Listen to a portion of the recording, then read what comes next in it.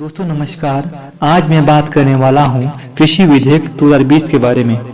केंद्र सरकार द्वारा 3 कृषि बिल हाल ही में संसद में पास किए गए हैं और पूरे देश में इन बिलों को लेकर विरोध देखने को मिल रहा है। केंद्र सरकार की एक मंत्री हरसिमरत कौर बादल ने केंद्र सरकार को अपना इस्तीफा दे दिया है। ये केंद्र में केंद्रीय खाद्य उद्योग मंत्री थी, जो कि शिरोमणि अकाली दल से है। शिरोमणि अकाली दल बीजेपी के साथ मिलकर पंजाब राज्यों में चुनाव लड़ता है।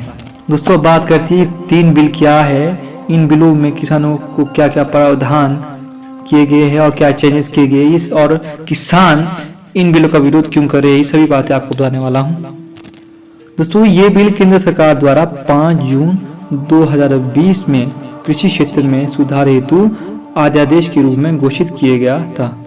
जब तक आप सब इन मौजूदा व्यवस्था और इन तीनों बिलों का फर्क नहीं समझेंगे, तब तक आपको किसानों का विरोध करने की असली वजह समझ नहीं आएगी। दोस्तों पहला बिल है कृषि उपज व्यापार और वाणिज्य विधेयक 2020।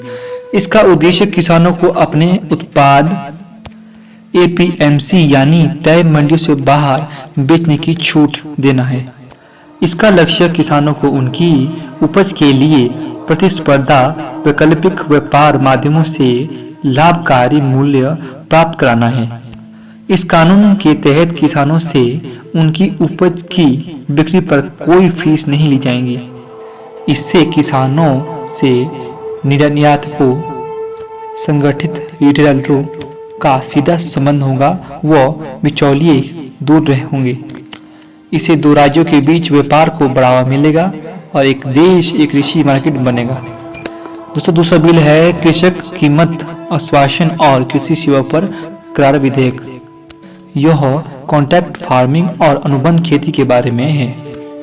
इससे खेती का जोखिम कम होगा और किसानों की आय में सुधार होगा। इसके तहत किसानों को उनके होने वाले कृषि उत्पादों को पहले से तय दाम पर बेचने के लिए कृषि व्यवसाय, फार्मों, प्रोसेसर, थोक विक्रेताओं, निर्यातकों या बड़े खुदरा विक्रेताओं के साथ अनुबंध करने का अधिकार मिलेगा। यह कॉन्ट्रैक्ट फार्मिंग निजी एजेंसियों को उत्पाद खरीदने की अनुमति देगा। कॉन्ट्रैक्ट केवल उत्पाद करने के लिए होगा।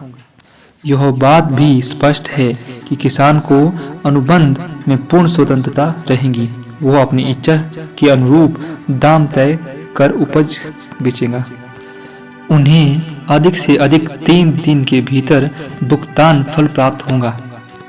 अनुबंधित किसानों को गुणवत्ता वाले बीज की आपूर्ति सुनिश्चित करना, तकनीकी सहायता व फसल स्वास्थ्य की निगरानी, ऋण की सुविधा व फसल बीमा की सुविधा उपलब्ध कराई जाएंगी। इसके साथ कृषि क्षेत्र में शोध एवं नई तकनीक को भी बढ़ावा मिलेगा। दोस्तों तीसरा बिल है आवश्यक वस्तु संशोधन विधेयक 2020। इस बिल में अनाज, दलहन, तिलहन, खाद्य तेल, प्याज, आलू को आवश्यक वस्तु की सूची से हटाने का प्रावधान है। इस प्रावधान से कृषि क्षेत्र में निवेश को बढ़ावा मिलेगा, कीमतों में स्थिरता आएगी और स्वस्थ प्रतिस्पर्धा शुरू होगी। दोस्तों इन बिलों से पहले किसान को क्या क्या प्रावधान थे, इस पर बात करता हूँ। दोस्तों किसानों को अपनी फसल बेचने के लिए 3 मार्केट पर निर्भर रहना पड़ता था। पहला है लोकल मार्केट, जो कि किसान के खेत के आसपास के क्षेत्र है, वहां पर पाए जाने वाले छोटे मोटे व्यापारी जिन्हें वो अपनी फसल बेच दिया करता है। दोस्तों जो किसान है वो APMC की कृषि मंडियों, जिन पर राज्य सरकार का नियंत्रण है, वहां पर जाकर अपनी उपज को बेच सकता है। किसानों के पास तीसरा ऑप्शन है कि सरकार को MSP पर अपनी फसल बेच सकता है। दोस्तों MSP क्या है? उसे कहा जाता है न्यूनतम समर्थन मूल्य। सरकार द्वारा किसी भी फसल पर जारी किया जाता है, जिसमें किसान की लागत के साथ कुछ लाभ भी जुड़ा हुआ होता है और उस मूल्य पर सरकार किसानों से उनकी उपज को ले लेती है। दोस्तों अध्यादेश की बात करूँ तो संविधान के अनुच्छेद 123 के तहत राष्ट्रपति अध्यादेश जारी कर सकता है। अध्यादेश जारी होने के बाद यह 6 माह तक वैधानिक रहता है।